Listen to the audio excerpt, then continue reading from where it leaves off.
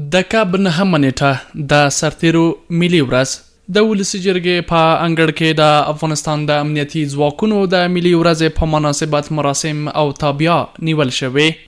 د ولسي جرګې مشر میررحمان رحماني او نور چارواکي دغه سرتیرو له قربانیو د قدردانۍ ترڅنګ دوی ته د ګلونو ګډۍ ورکوي.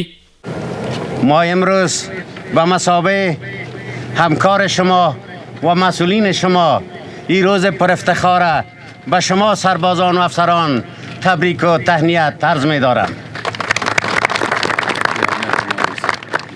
د جرګې د دارالانشا رئیس وایي چې امنیتي او دفاعي ځواکونو په سختو شرایطو کې له خپلو خلکو او خاورې دفاع کړې ده. هغه له حکومت څخه غوښتنه کوي چې امنیتي ځواکونه دې وهڅوي او د قرباني شویو سرتیرو کورنیو ته دې جدي پاملرنه وکړي.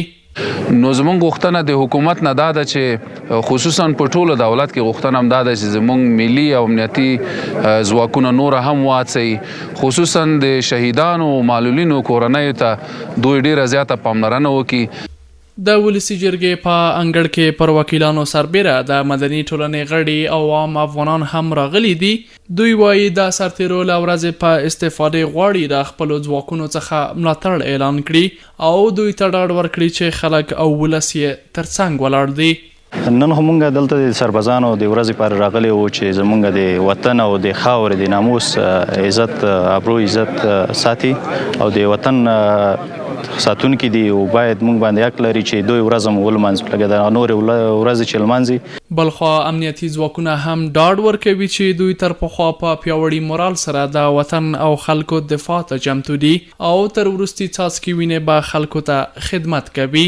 اطمینان ما به مردم افغانستانی است که به هیچ وجه ما اجازه نمیدیم گروه های تروریستی را عملات خود گسترش بدن و مردم افغانستان به خاک و خون بکشانند.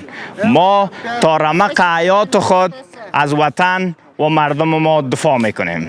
پر ولسي جرګې سربیره د هیواد په نورو سیمو کې هم د سرتیرو له ملي ورځې په داسې حال کې نمانځنه وشوه چې لا هم د هیواد په ګوټ ګوټ کې سختې جګړې او نښتې روانې دي او لسګونو سرتیرو ته پکې هره ورځ مرګ ژوبله اوړي.